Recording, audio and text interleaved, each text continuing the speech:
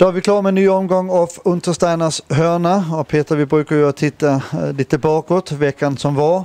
Där säger resultatet att 22 starter gav 2 segrar och en bra bit över 300 000 inkört. Hur var det resultatet? Ja, det var helt okej. Det var lite rättligt igår på V75 i 3 andra platser och ingen seger. Men det finns ju sämre placeringarna. Men hästarna går jämnt och bra överlag tycker jag.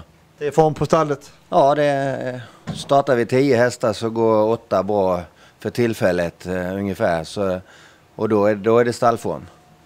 I den här veckan är det trav på hemmaplan ikväll och sedan så tävlar du ytterligare några gånger.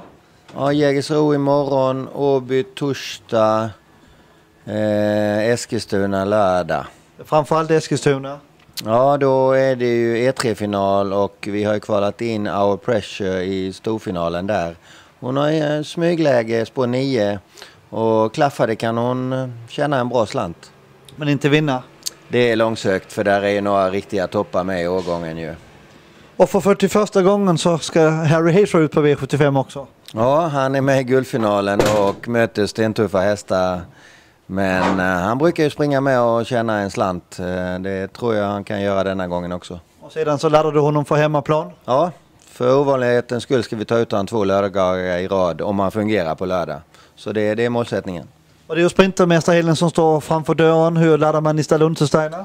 Jo, vi har fyllt i propparna flitigt och kommer starta en hel del hästar som det ser ut. Så det ska bli kul att tävla. Det gäller om att synas både för din egen skull men även från sponsorer och alla hästägare vill såklart vara med under meetinget. Ja, det är ju många som har planerat att komma hit och har de då en häst i start. Det är ju extra kul såklart. Nu gäller det kvällens tävlingar. Peter, här på hemmaplan, du har 3 hästar ute. Vi börjar då på med nummer 10, Tengil, som gör debut. Vilken typ av häst är Tengil? Han är rätt så kapabel men han är väldigt vek i psyket ännu, lite feg och hästrädd. Så det gäller att köra felfritt först och främst. Han är lite lättstörd men jag tror nog han kan ungefär 17.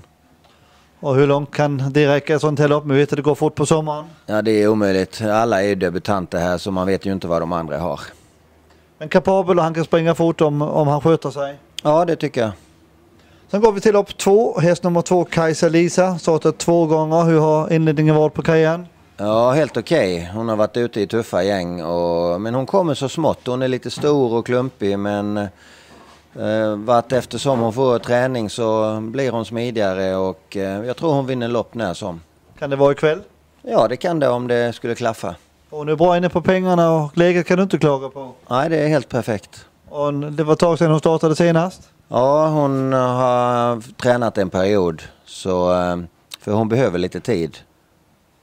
Och sen avslutar du med lopp 10. Ett annat stort Trix i Östervang. Senast 2 på Charlottenlund. Hur gick hon i det loppet? Jo, det var klart godkänt. Hon fick stryka av en bättre häst.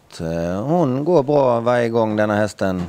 Och jag tror hon kommer gå bra idag också. Men hon möter ett par riktigt bra också. Ska du göra några förändringar på henne till ikväll? Nej. Och då innebär att hennes chans för seger är hur stora? Ja, Colgjini har med en riktigt fin häst här som har spår innanför. Så det är väl inte realistiskt att slå den, men en plats är realistiskt. Och hästen bakom dig, Jan Pelås, hon ska inte tävla idag, har inte tävlat på ett tag, men hon ser ut som om hon är sugen. Ja, hon har haft lite ont i halsen och tagit igen sig, men hon är på gång igen. Vi ser fram emot en spännande vecka och så ser vi framförallt inte minst fram emot en spännande meeting runt Sprintermästaren. Lycka till ikväll! Tackar!